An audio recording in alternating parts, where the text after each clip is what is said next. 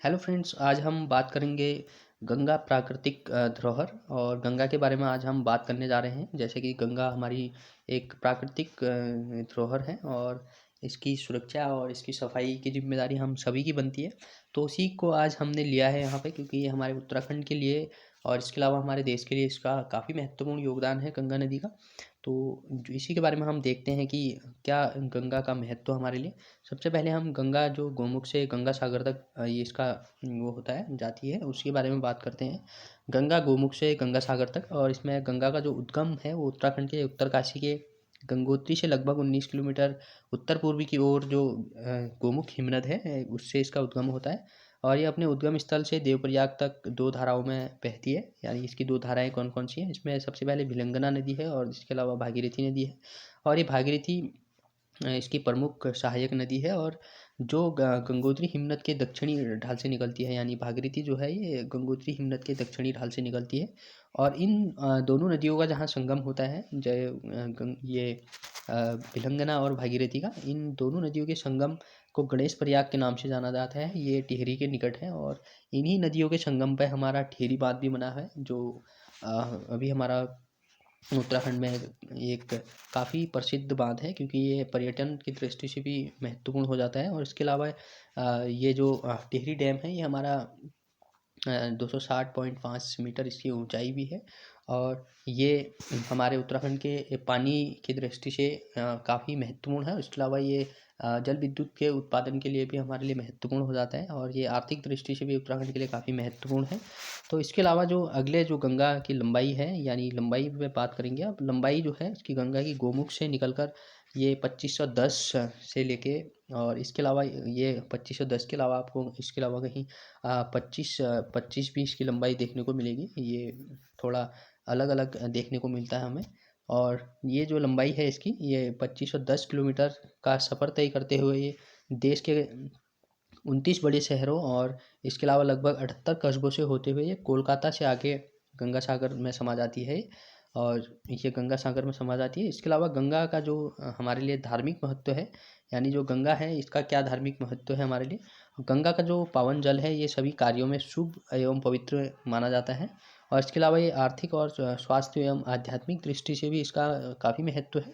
और मान्यता है कि ये गंगा में एक बार स्नान कर लेने पर अनंत जन्मों का जो कलुष या पाप धुल जाते हैं, ये मान्यता है धार्मिक दृष्टि से। और इसलिए आज भी यहाँ सर्वसाधारण जन अमावस्या और पूर्णमासी संक्रांति आदि विशेष तिथियों पर सूर्य ग्रहण चंद्र ग्रहण अवसरों पर यहाँ पर गंगा में स्नान करने की एक परंपरा है हमारे उत्तराखंड में। ये और गंगा का जो ये धार्मिक महत्व था ये हमारे लिए काफ़ी महत्वपूर्ण हो जाता है। इसके अलावा गंगा का जो आर्थिक महत्व है हमारे लिए, गंगा की जो तटवर्ती भूमि है वो बड़ी उर्वरा है, यानी बड़ी अच्छी उत्पादन यहाँ पर देखने को मिलता है। और इसके अलावा इसीलिए इसे जीवनदायिनी नदी कहा जाता है। और प्राचीन काल में कृषि के अतिरिक्त इसका उपयोग यातायात के लिए भी किया जाता था। तो ये हमारा आर्थिक दृष्टि से भी काफ़ी महत्वपूर्ण है।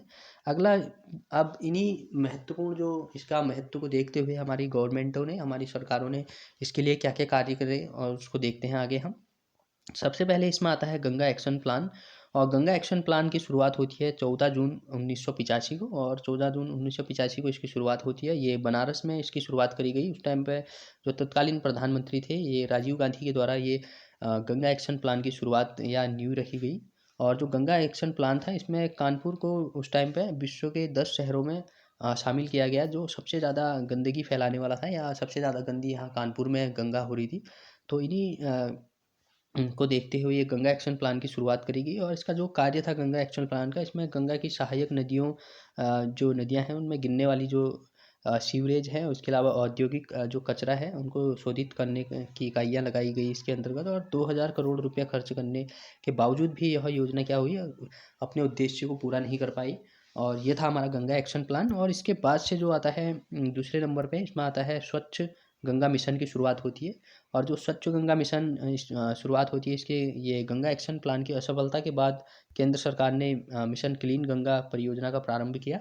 और इसका उद्देश्य जो था स्वच्छ गंगा मिशन का, इसमें गंगा के उद्गम स्थल जो गोमुख से लेकर गंगा सागर तक गंगा की को साफ करने की परियोजना थी। और ये 2020 तक पूरा होना एक लक्ष्य रखा गया उस टाइम पे इसमें। और इसमें खर्च जो करा गया, इसमें 15,000 करोड़ रुपए खर्च करा गया सरकार की ओर से। और जब ये योजना भी असफल रही, ये उतना कारगर सिद्ध नहीं हुई, उसके बाद से 2008 में गंगा को राष्ट्रीय नदी घोषित कर दिया गया। और भारत सरकार द्वारा इसको 4 नवंबर 2008 को गंगा को पौराणिक इसका नदी घोषित किया गया। और इसके अलावा जिसको जो इसका धार्मिक महत्व को समझते हुए क्या गया, राष्ट्रीय नदी घोषित किया गया इसको कब, 4 नवंबर 2008 को। और गंगा का रिवर बेसिन अथॉरिटी की स्थापना करी गई, यानी एक अथॉरिटी बनाई गई, गंगा रिवर बेसिन अथॉरिटी की स्थापना कर दी गई। और जो ये गंगा अथॉरिटी की स्थापना करी गई, इसमें जो प्रधानमंत्री हमारे देश के होते हैं इसका अध्यक्ष बनाया गया उनको इसका। और जिन राज्यों से गंगा गुजरती है उन राज्यों के जो मुख्यमंत्री हैं उनको इसका सदस्य बनाया गया इस गंगा रिवर बेसिन अथॉरिटी का। और इसकी शुरुआत कब होती है, 4 नवंबर 2008 को। और ये हमारे 4 नवंबर 2008 को राष्ट्रीय नदी घोषित कर दिया हम गए हमारे गंगा नदी को। आगे फिर जो 2009 की बात है, और 2009 में स्पर्श गंगा अभियान चलाया गया। और स्पर्श गंगा अभियान के अंतर्गत यह नदियों के प्रति युवाओं में जागरूकता लाने का एक लिए शुरू किया गया ये अभियान था। और इसमें एक शैक्षिक जागरूकता अभियान था जो स्पर्श गंगा अभियान था। और स्पर्श गंगा का जो अर्थ है उन सहायक नदियों, गाढ़ गधेरों एवं अन्य धाराओं से है जो गंगा नदी में समाहित होती हैं और गंगा को स्पर्श कर देवप्रयाग में जो गंगा के रूप में गंगा का रूप धारण कर लेती है। यानी जो ये स्पर्श गंगा अभियान है, इसके मुख्य उद्देश्य यह था जो गंगा की अन्य सहायक नदियां हैं उनकी साफ सफाई से संबंधित ये था। और इसके बाद जो हमारे ये शुरू स्पर्श गंगा अभियान है, इसमें 17 दिसंबर 2009 को हेमवती नंदन बहुगुणा गढ़वाल विश्वविद्यालय के राष्ट्रीय सेवा योजना प्रकोष्ठ के द्वारा ये 40,000 छात्र छात्राओं और स्वयंसेवी संगठनों ने एक अभिनव का मतलब एक प्रयोग के रूप में मुनि की रेती टिहरी गढ़वाल से इसका प्रारंभ किया स्पर्श गंगा अभियान का। तो ये स्पर्श गंगा अभियान जो था ये काफ़ी महत्वपूर्ण अभियान था उस टाइम पे, क्योंकि ये गंगा की साफ सफाई से संबंधित था। आगे जो इसके बाद से जो वो आता है हमारी गवर्नमेंटों की ओर से एक और प्रयास किया गया इसके अंतर्गत, और वो था नमामि गंगे अभियान। और नमामि गंगे अभियान के अंतर्गत जो 7 जुलाई 2016 को नमामि गंगे की शुरुआत होती है। और 7 जुलाई 2016 को हरिद्वार और इलाहाबाद सहित देश भर में अनेक कार्यक्रम आयोजन किया गया ये नमामि गंगे अभियान के अंतर्गत। और इसके अगले 5 वर्षों में 20,000 करोड़ रुपए इस पर खर्च करने की बात करी गई, यानी घोषणा करी गई। और 3,000 हेक्टेयर भूमि में वन लगाना और 113 रियल टाइम गुणवत्ता केंद्र स्थापित करना इस अभियान का मुख्य लक्ष्य था नमामि गंगे का। और इसके नमामि गंगा जो था, नमामि गंगे अभियान में शामिल राज्य जो हैं इसमें उत्तराखंड हो गया, उत्तर प्रदेश हो गया, दिल्ली हो गया, हरियाणा, और इसके अलावा बिहार और झारखंड, पश्चिम बंगाल, ये राज्य इसके अंतर्गत शामिल किए गए क्योंकि इन राज्यों से गंगा होकर गुजरती है। और ये नमामि गंगा अभियान जो है 7 जुलाई 2016 को इसकी शुरुआत होती है। तो ये कुछ अभियान थे हमारे गंगा से संबंधित। अब हम इसमें कुछ गंगा से जुड़े हुए कुछ महत्वपूर्ण फैक्टों को देखते हैं। और सबसे पहले इसमें जो आता है गंगा जो है इसमें कितने देशों में बहती है। सबसे पहले देश हमारे भारत में बहती है, इसके अलावा ये बांग्लादेश में बहती है। और मुख्य शहर जो गंगा में पड़ते हैं इसके हरिद्वार हो गया, कानपुर हो गया, इलाहाबाद हो गया, वाराणसी हो गया, पटना हो गया, राजशाही हो गया, ये शहर मुख्य जो शहर हैं ये हैं। और गंगा की लंबाई जो है 2510 किलोमीटर है। और इसके अलावा इसमें कहीं आपको 25 भी ये देखने को मिलेगा अलग अलग।